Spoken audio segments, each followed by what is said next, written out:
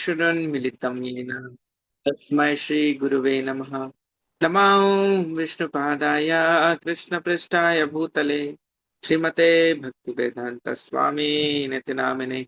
नमस्ते सरस्वते देवे गौरवाणी प्रचारिणे निर्विशेष शून्यवादी पाश्चात्य देश तारिणे। जय श्री कृष्ण चैतन्य प्रभु नित्यानंदा श्री अद्वैत गदाधर श्रीवासादि गौर भक्त वृंदा।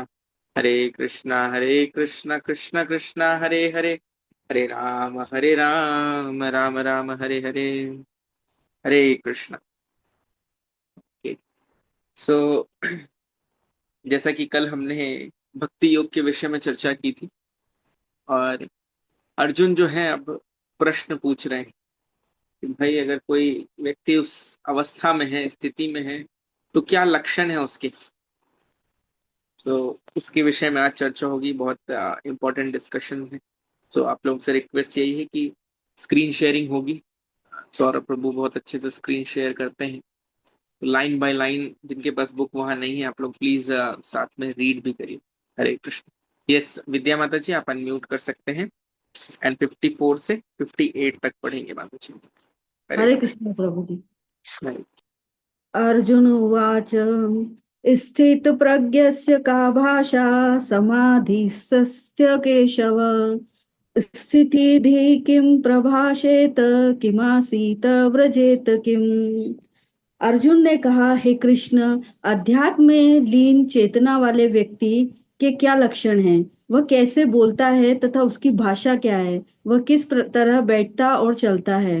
तात्पर्य: जिस प्रकार प्रत्येक व्यक्ति के उसकी विशिष्ट स्थिति के अनुसार कुछ लक्षण होते हैं, उसी प्रकार कृष्ण भावना भावित पुरुष का भी विशिष्ट स्वभाव होता है, यथा उसका बोलना, चलना, सोचना आदि। जिस प्रकार धनी पुरुष के कुछ लक्षण होते हैं जिनसे वह धनवान जाना जाता है, जिस तरह रोगी अपने रोग के लक्षणों से रुग्ण जाना जाता है, जिस तरह गुणों से विद्वान जाना जाता है, उसी तरह कृष्ण कि दिव्य चेतना से युक्त व्यक्ति अपने विशिष्ट लक्षणों से जाना जाता है। इन लक्षणों को भगवत गीता से जाना जा सकता है, किंतु सबसे महत्वपूर्ण बात यह है कि कृष्ण भावना भावित व्यक्ति किस तरह बोलता है, क्योंकि वाणी ही किसी मनुष्य का सबसे महत्वपूर्ण गुण है। कहा जाता है कि मूर्ख का पता तब तक नहीं लगता जब तक वह बोलता नहीं। एक बने ठने मूर्ख को तब तक नहीं पहचाना जा सकता जब तक वह बोले नहीं, किंतु बोलते ही उसका यथार्थ रूप प्रकट हो जाता है। कृष्ण भावना भावित व्यक्ति का सर्व प्रमुख लक्षण यह है कि वह केवल कृष्ण तथा उन्हीं से संबद्ध विषयों के बारे में बोलता है। फिर तो अन्य लक्षण स्वतः प्रकट हो जाते हैं, जिनका उल्लेख आगे किया गया है। श्री भगवान उवाच प्रजहासि यदा कामान् सर्वान् पार्थ मनोगतान् आत्मन्यवात्मना तुष्टः स्थित प्रज्ञस्तदोच्यते। श्री भगवान ने कहा, हे पार्थ, जब मनुष्य मनोधर्म से उत्पन्न होने वाली इंद्रिय तृप्ति की समस्त कामनाओं का परित्याग कर देता है और जब इस तरह से विशुद्ध हुआ उसका मन आत्मा में संतोष प्राप्त करता है, तो वह विशुद्ध दिव्य चेतना को प्राप्त स्थित प्रज्ञ कहा जाता है। तात्पर्य: श्रीमद् भागवत में पुष्टि हुई है कि जो मनुष्य पूर्णतया कृष्ण भावना भावित या भगवत भक्त होता है, उसमें महर्षियों के समस्त सद्गुण पाए जाते हैं, किंतु जो व्यक्ति अध्यात्म में स्थित नहीं होता, उसमें एक भी योग्यता नहीं होती, क्योंकि वह अपने मनोधर्म पर ही आश्रित रहता है। फलतः यहाँ यह ठीक ही कहा गया है कि व्यक्ति को मनोधर्म द्वारा कल्पित सारी विषय वासनाओं को त्यागना होता है। कृत्रिम साधन से इनको रोक पाना संभव नहीं, किंतु यदि कोई कृष्ण भावनामृत में लगा हो तो सारी विषय वासनाएं स्वतः बिना किसी प्रयास के दब जाती हैं। अतः मनुष्य को बिना किसी झिझक के कृष्ण भावनामृत में लगना होगा, क्योंकि यह भक्ति उसे दिव्य चेतना प्राप्त करने में सहायक होगी। अत्यधिक उन्नत जीवात्मा अपने आप को परमेश्वर का शाश्वत दास मानकर आत्मतुष्ट रहता है। ऐसे आध्यात्मिक पुरुष के पास भौतिकता से उत्पन्न एक भी विषय वासना फटक नहीं पाती। वह अपने को निरंतर भगवान का सेवक मानते हुए सहज रूप में सदैव प्रसन्न रहता है। दुःखेष्वनुद्विग्न दुःखेष्वनु उद्विग्नमनः सुखेषु विगतस्पृह वीतराग भय क्रोध स्थिति धीर मुनिरुच्यते। जो त्रय तापों के होने पर भी मन में विचलित नहीं होता अथवा सुख में प्रसन्न नहीं होता और जो आसक्ति भय तथा क्रोध से मुक्त है, वह स्थिर मन वाला मुनि कहलाता है। तात्पर्य: मुनि शब्द का अर्थ है वह जो शुष्क चिंतन के लिए मन को अनेक प्रकार से उद्वेलित करे किंतु किसी तथ्य पर न पहुंच सके। कहा जाता है कि प्रत्येक मुनि का अपना अपना दृष्टिकोण होता है और जब तक एक मुनि अन्य मुनियों से भिन्न न हो तब तक उसे वास्तविक मुनि नहीं कहा जा सकता। न चासा वृष्यस्य मतन न भिन्नम। किंतु जिस स्थिति धी मुनि का भगवान ने यहाँ उल्लेख किया है वह सामान्य मुनि से भिन्न है। स्थिति धी मुनि सदैव कृष्ण भावना भावित रहता है क्योंकि वह सारा सृजनात्मक चिंतन पूरा कर चुका होता है। वह प्रशांत निःशेष मनोरथांतर कहलाता है या जिसने शुष्क चिंतन की अवस्था पार कर ली है और इस निष्कर्ष पर पहुंचा है कि भगवान श्री कृष्ण या वासुदेव ही सब कुछ हैं। वासुदेव सर्वमिति स महात्मा सुदुर्लभ। वह स्थिर चित्त मुनि कहलाता है। ऐसा कृष्ण भावना भावित व्यक्ति तीनों तापों के संघात से तनिक भी विचलित नहीं होता क्योंकि वह इन कष्टों को भगवत कृपा के रूप में लेता है और पूर्व पापों के कारण अपने को अधिक कष्ट के लिए योग्य मानता है और वह देखता है कि उसके सारे दुख भगवत कृपा से रंच मात्र रह जाते हैं। इसी प्रकार जब वह सुखी होता है तो अपने सुख के लिए अपने को सुख के लिए अयोग्य मानकर इसका भी श्रेय भगवान को देता है। वह सोचता है कि भगवत कृपा से ही वह ऐसी सुखद स्थिति में है और भगवान की सेवा और अच्छी तरह से कर सकता है और भगवान की सेवा के लिए तो वह सदैव साहस करने के लिए सन्नद्ध रहता है। वह राग या विराग से प्रभावित नहीं होता। राग का अर्थ होता है अपनी इंद्रिय तृप्ति के लिए वस्तुओं को ग्रहण करना और विराग का अर्थ है ऐसी इंद्रिय आसक्ति का अभाव। किंतु कृष्ण भावना अमृत में स्थिर व्यक्ति में न राग होता है न विराग क्योंकि उसका पूरा जीवन ही भगवत सेवा में अर्पित रहता है। फलतः सारे प्रयास असफल रहने पर भी वह क्रुद्ध नहीं होता, चाहे विजय हो या न हो। कृष्ण भावना भावित व्यक्ति अपने संकल्प का पक्का होता है। यह सर्वत्रानभिस्नेह तत्त प्राप्य शुभाशुभम नाभिनंदति न द्वेष्टि तस्य प्रज्ञा प्रतिष्ठिता। इस भौतिक जगत में जो व्यक्ति न तो शुभ की प्राप्ति से हर्षित होता है और न अशुभ के प्राप्त होने पर उससे घृणा करता है, वह पूर्ण ज्ञान में स्थिर होता है। तात्पर्य: भौतिक जगत में सदा ही कुछ न कुछ उथल पुथल होती रहती है, उसका परिणाम अच्छा हो चाहे बुरा। जो ऐसी उथल पुथल से विचलित नहीं होता, जो अच्छे या बुरे से अप्रभावित रहता है, उसे कृष्ण भावनामृत में स्थिर समझना चाहिए।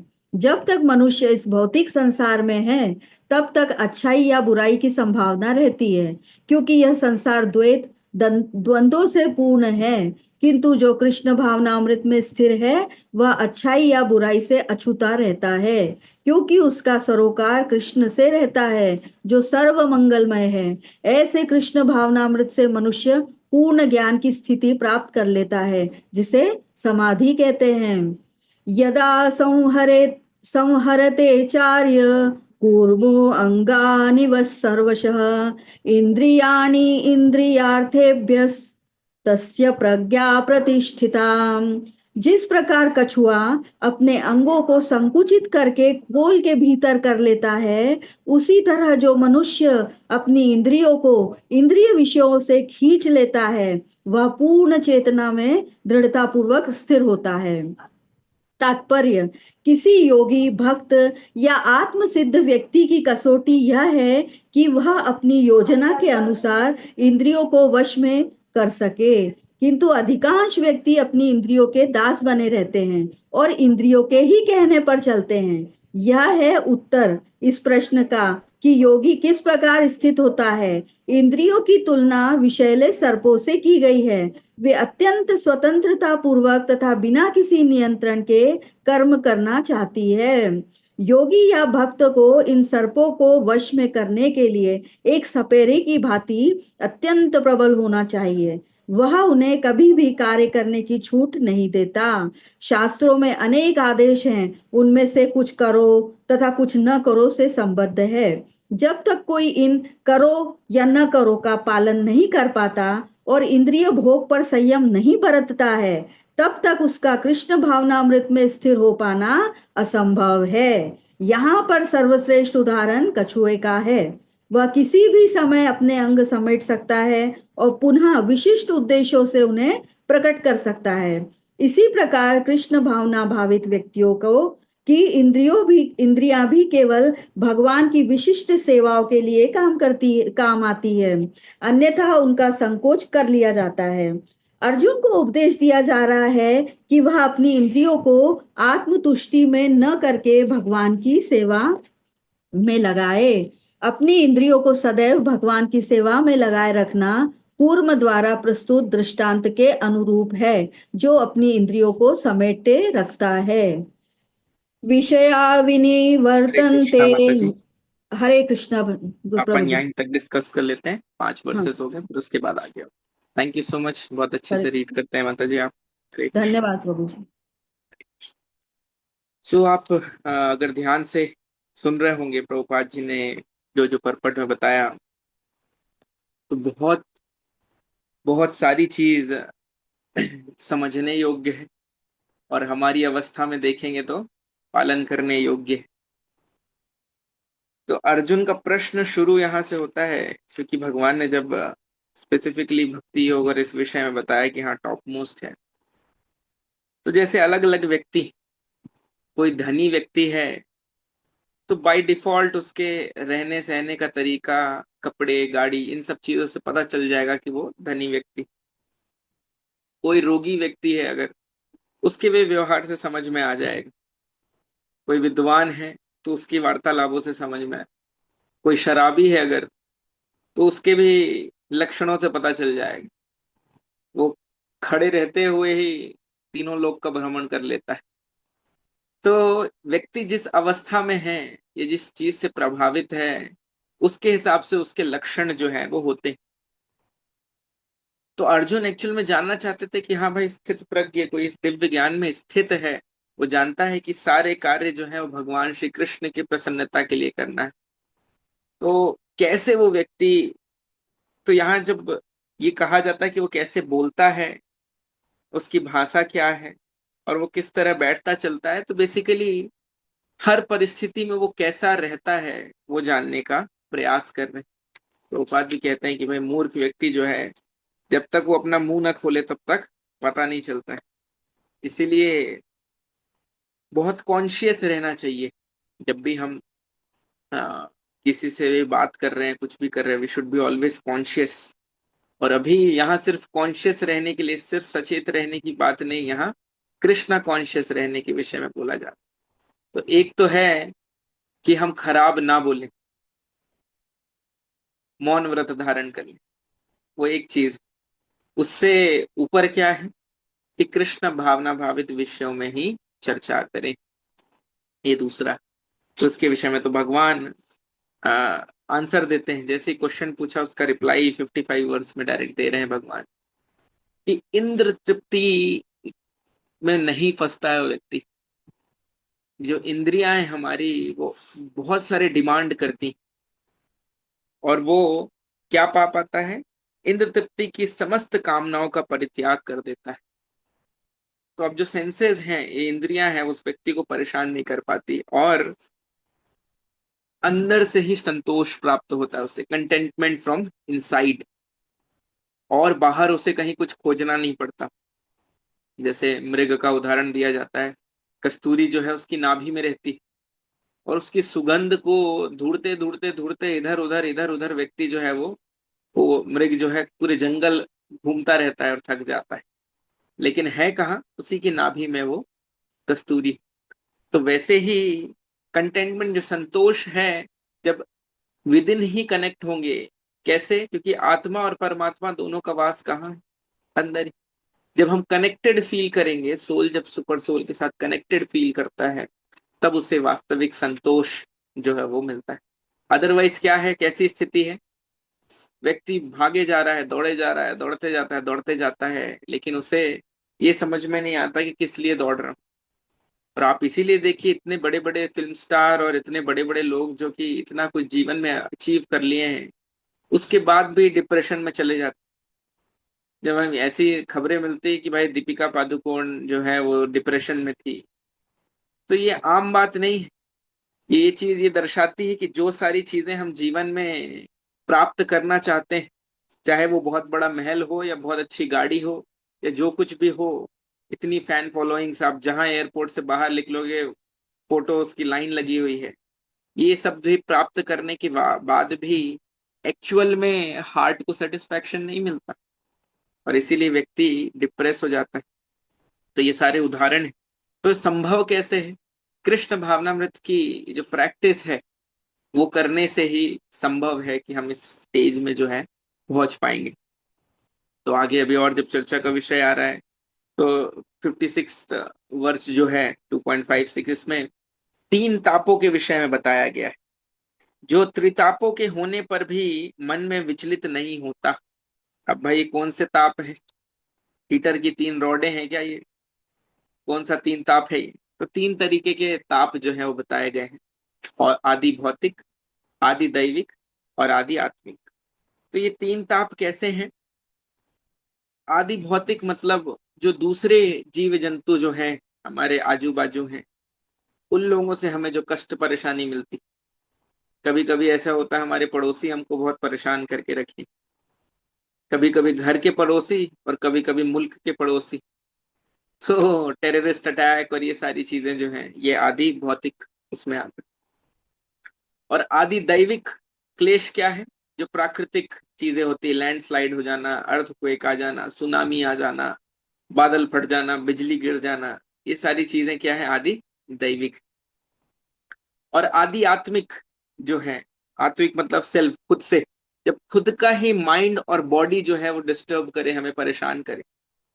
कभी कभी ऐसी स्थिति होती है कि आजू बाजू वाला कोई नहीं परेशान कर रहा, लेकिन हम खुद में ही इतने परेशान हैं, इतने परेशान हैं कि बहुत डिफिकल्ट हो जाता है फंक्शन कर। तो ये तीन तरीके के ताप जो हैं, इसमें भी व्यक्ति जो है परेशान ना हो। जब वर्ल्ड वॉर की स्थिति चल रही थी, और कहीं तो कुछ तो ब्लास्ट वगैरह इंडिया में हो रहा था, प्रभुपाद उस समय हैदराबाद में, प्रभुपाद बढ़िया घी में पूड़ी तल रहे थे मस्त आराम से, और बम फूटने की इधर उधर आवाज आ रही है, और पूड़ियां तल के बढ़िया से भगवान को भोग लगाया प्रभुपाद जी ने, सबको बोला बढ़िया से प्रसाद ग्रहण करिए आप। सो किसी भी स्थिति में डिस्टर्ब्ड नहीं दिखे, परेशान नहीं दिखे प्रभुपाद जी। इतनी भयावह जो स्थिति, सबको बोल रहे थे आप अपनी भक्ति जो है उसको कंटिन्यू रखिए।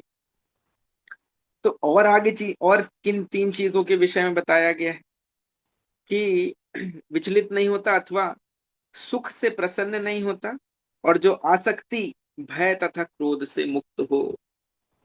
तो हैप्पीनेस जो है, अगर सच में कोई जानना चाहता है कि हाँ भाई कृष्ण भावना भावित व्यक्ति, उसके लक्षण क्या है, जब हम प्रामाणिकता ढूंढते हैं, तो ये सब मापदंड है। ये क्या मापदंड है उसके? कि हैप्पीनेस, जब खुशी का कुछ मौका है, तो ऐसा नहीं कि कैरिड अवे हो जाए व्यक्ति। और आसक्ति जो है, भय, क्रोध, इन सब से भी व्यक्ति जो है वो मुक्त हो। यहाँ इस संसार में लोग खूब सारा धन इकट्ठा कर लेते हैं, और रात को सो भी नहीं पाते, सोचते रहते हैं किस दिन घर में छापा पड़ जाएगा। तो भाई इतना तुमने क्यों छापा कि अब डर रहे हो छापा से? तो और अगर छापा भी तो कम से कम लीगल वे में उसको करना चाहिए था चीजें। तो यहाँ जो व्यक्ति है वो स्थिर रहेगा, ये सारी परिस्थितियों में विचलित नहीं होता। तो ये एडवांस स्टेज बताया जाता है जब व्यक्ति प्राप्त कर लेता है। तो भर्ती और चक्रवर्ती, ये दोनों के बीच में बहुत पापड़ बेलने पड़ते हैं। जब व्यक्ति किसी चीज में घुस रहा है, उसी समय अगर वो समझ लेंगे कि मैं चक्रवर्ती हो गया हूं, तो ये मिस्टेक हो जाएगी। चक्रवर्ती के लक्षण क्या क्या बता रहे हैं, ये सारे लक्षण जो है बताए जा रहे हैं। रूपा जी तात्पर्य में बहुत अच्छे से मुनि के विषय में भी एक्सप्लेन कर रहे हैं। मुनि जो है उनके अलग अलग विचारधाराएं रहती है, कॉमन सेम नहीं रहे। जैसे पीएचडी हो करते हैं लोग ना, तो पीएचडी में आपकी थीसिस जो है वो सेम नहीं होनी चाहिए जो पहले किसी ने पब्लिश करके रखी। आपको कुछ नया प्रेजेंट करना है। तो उसी हिसाब से आध्यात्मिक लेवल में जो पीएचडी है वो मुनि लोग करते हैं, स्कॉलर्स जो हैं वो अपने अपने मत रखते हैं। लेकिन उनके विषय में यहाँ चर्चा नहीं हो रही। प्रभुपाद जी आगे बता रहे हैं स्थित धीर मुनि, जो ये समझ चुके हैं कि वासुदेवम सर्वमिति समहात्मा सुदुर्लभ, कि सब कुछ जो है वो क्या है, भगवान श्री कृष्ण वासुदेव जो है उन तक पहुंचने के लिए सारी चीज करना है।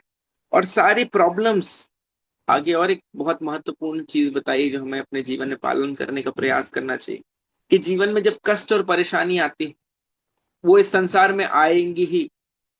कोई भी व्यक्ति, जैसे सूर्य उदय होता है अस्त होता है, वैसे हमारे जीवन में कष्ट परेशानियां तकलीफें ये सब आएंगी। लेकिन एक भक्त का, उसका नजरिया क्या है कि ये भगवान की विशेष कृपा है मेरे ऊपर, और ये मेरे पापमय कर्म जो थे ये पुराने जन्मों में मैंने जो इतने संचित किए हैं ये उनके नतीजे मुझे मिल रहे हैं। तो और किसी को कसूरवार नहीं ठहराएगा। जब न्यूफाइट, ये नवसिखिया अवस्था में कोई व्यक्ति होता है तो क्या होता है, जीवन में जैसे ही कष्ट परेशानी आए तो तुरंत भगवान को कोसने लगता है, अरे अब तो मैं तुम्हारे मंदिर भी जाता हूँ, अब तो मैं तुम्हारे नाम का जप भी करता हूँ, अब तो मैं तुम्हें भोग लगा कर भी खाता हूँ, लेकिन तुमने बता दिया कि तुम पत्थर की मूर्ति हो और कोई नहीं हो। एक छोटा सा कष्ट जीवन में आ जाए जो कि हमारे ही पूर्व जन्मों के इतने सारे पापमय हमने जो कर्म जो है इकट्ठा करके रखे हैं उसके रिजल्ट आ रहे हैं। तो ये डिफरेंस हो जाता है, कोई व्यक्ति जो अभक्त है और जो भक्त है उसके उसमें डिफरेंस आ जाता है। कभी भी उसके प्लान्स फेल होंगे उसके बाद भी वो डिस्टर्ब्ड नहीं होगा।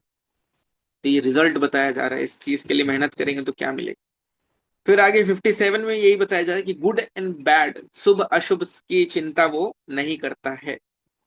और वो, इस संसार में हम जब तक हैं ये अवस्था तो चलती रहेगी, लेकिन इससे अफेक्टेड नहीं रहेगा।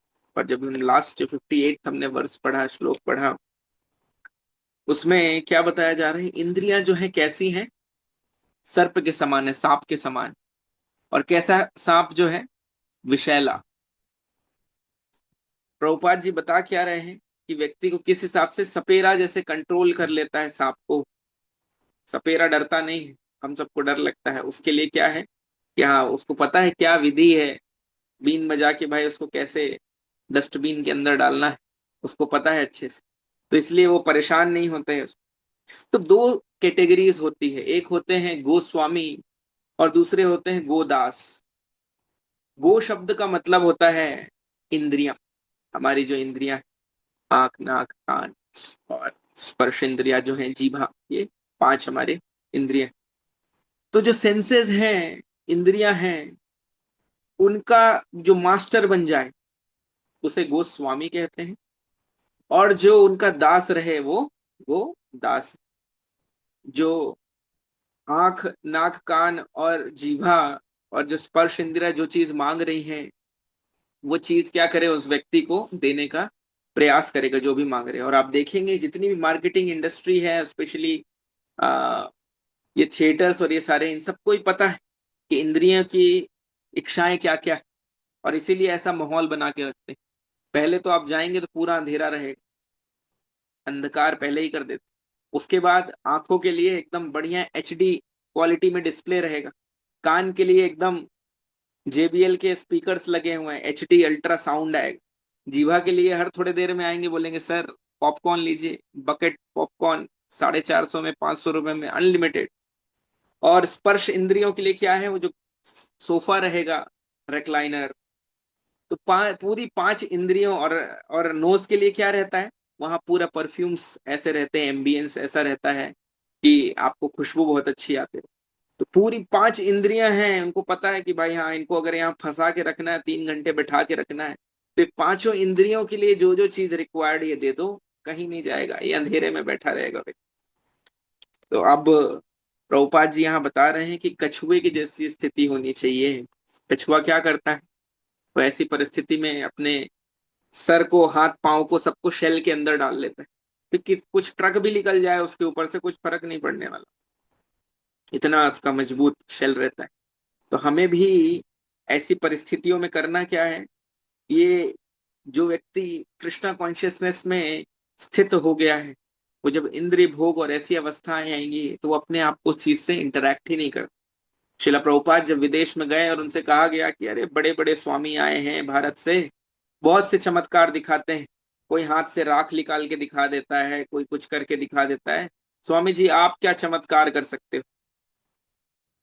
प्रभुपाद जी ने कहा आप मुझे एक कमरे में अकेले नग्न स्त्रियों से भरे हुए कमरे में आप रख दीजिए और वहां मैं बैठ के अपना हरे कृष्ण कृष्ण कृष्ण हरे हरे, हरे राम राम राम हरे हरे ये निरंतर जप करता रह सकता हूं। और उसके बाद रिपोर्टर ने कुछ नहीं पूछा, क्योंकि दूसरे चमत्कार और जादू तो सब लोग दिखा देते हैं, लेकिन इस लेवल में अपनी इंद्रियों पे संयम रखना सबके लिए संभव नहीं था। तो दो चीजों का ध्यान रखना है, ये जो बीमारी है भवरोग है, एक तो दवा लेते रहना है हमें और परहेज करना है। अभी सर्दी खांसी का मौसम चल रहा है, जब डॉक्टर के पास जाएंगे तो क्या करेगा, RX लिख के गेट वेल सून आपका नाम लिखेंगे, उम्र लिखेंगे, और उसके बाद कुछ दवाइयां लिख देंगे कि ये दवाइयां लेना है। तो दवाई हमारे लिए क्या है, जो भक्ति में आगे बढ़ना चाहता है उनके लिए दवाई है हरे कृष्ण महामंत्र, हरे कृष्ण कृष्ण कृष्ण हरे हरे, हरे राम राम राम हरे हरे। ये भगवान का नाम जप करना, ये दवाई है हमारे लिए। और परहेज क्या है, चार तरीके के जो नियम बताए गए, कि अवैध संग नहीं करना है, और नशा नहीं करना है, जुआ नहीं खेलना है, और किसी जीव की हत्या मांसाहार नहीं करना है। तो ये परहेज, अब कोई बोले कि नहीं मैं दवाई ही लूं तो चल जाएगा क्या, अब जैसे सर्दी है, आप सर्दी की दवाई लेंगे और साथ में आइसक्रीम खाएंगे तो ठीक हो जाएंगे क्या, नहीं। दवाई जो रोग ठीक करेगा, आइसक्रीम उस रोग को वापस बढ़ा देगा। इसलिए इन दोनों का होना महत्वपूर्ण है। तो अभी पहले हमारा फोकस ये होना चाहिए कि जो दवाई है वो लें, और धीरे धीरे प्रयास करें कि जितने परहेज हैं उन्हें भी हम कर पाए। और संभव है, अनेकों लोगों ने करके दिखाया है। प्रभुपाद जी जब विदेश गए, ऐसे ऐसे लोग थे वहां, कोई नियम का पालन नहीं करते थे। साउथ अफ्रीका की अवस्था ऐसी है कि भागवतम क्लास में बैठे हुए जो नए लोग लोग जुड़े हुए रहते थे, वो ऐसे मच्छर मार के खा लेते थे। तो प्रभुपाद जी ने फिर प्रवचन में कहा कि प्रवचन के दौरान मच्छर मार के खाना अलाउड नहीं, क्योंकि उनकी अभी ये अवस्था नहीं थी कि उनको कंप्लीटली बोल दिया जाए कि भाई जीवन भर के लिए मच्छर मार के खाना छोड़। पॉपकॉर्न था उनके लिए, असंभव जैसा जीवन, तो मार के वो खा लेते थे। और ये अवस्था में थे कि प्रभुपाद जी के ही कपड़े पहन के, प्रभुपाद जी की उत्तरी और वो पहन के आ जाते थे। और प्रभुपाद जी परेशान हो रहे हैं कि अभी मुझे क्लास देने जाना है, मेरा धोती कुर्ता कहाँ है, मेरी उत्तरी कहाँ है। और देखते थे कि एक किसी ने धोती पहन रखी है, एक किसी ने उत्तरी पहन रखी है, एक किसी ने गमछा डाल रखा है। तो ऐसी अवस्था से प्रभुपाद जी ने हरे कृष्णा महामंत्र जो ये औषधि है, इससे उपचार किया। पर आज वो वही वैष्णव जिनके विषय में हम सुन के अभी हंस रहे हैं, आप जब इस्कॉन के इंटरनेशनल हेडक्वार्टर्स मायापुर जो कि कलकत्ता के पास स्थित है, आप वहां जाएंगे और इन भक्तों को देखेंगे तो चींटी तक में भी पैर रखने से पहले डरते हैं। हम हो सकता है भूल जाएं, लेकिन वो ध्यान रखेंगे जीव हत्या ना हो जाए नीचे चींटी, और बोलेंगे प्लीज प्लीज यहाँ से मत जाइए, इधर से जाइए, इधर चींटी है। तो ये मच्छर से लेके ये अवस्था तक कि भाई चींटी का ध्यान रख रहे हैं, तो ये प्रभुपाद हैं तो मुमकिन है। बाहर वाले बोलते हैं ना कि मोदी है तो मुमकिन है, लेकिन यहाँ कंप्लीटली बोल सकते हैं कि प्रभुपाद हैं तो बिल्कुल मुमकिन। और ये जो उन्होंने दिया है, ये आंदोलन और ये जो दवाई प्रतिदिन हमें लेना है, कितना लेना है, इस गोली की सबसे अच्छी बात है आप जितना लेंगे उतने जल्दी आपका रोग जो है वो ठीक हो जाएगा। तो आपके ऊपर छोड़ते हैं कि कितनी गोली आपको लेना है। ठीक है, शिला प्रभुपाद की जय, श्रीमद् भगवत गीता की जय। हरे कृष्ण। दंडवत प्रणाम सभी को। आप में से किन्हीं भी भक्तों का प्रश्न होगा तो आप बिल्कुल ग्रुप में डाल सकते हैं, आपके आंसर होंगे। Thank you so much. Hare Krishna. बहुत सिंसियरली आप लोग सब सुन रहे हैं, आशा करते हैं कि इसे अपनाने का भी प्रयास कर रहे हैं जो जो चीज सुन रहे हैं। Hare Krishna. Thank you so much.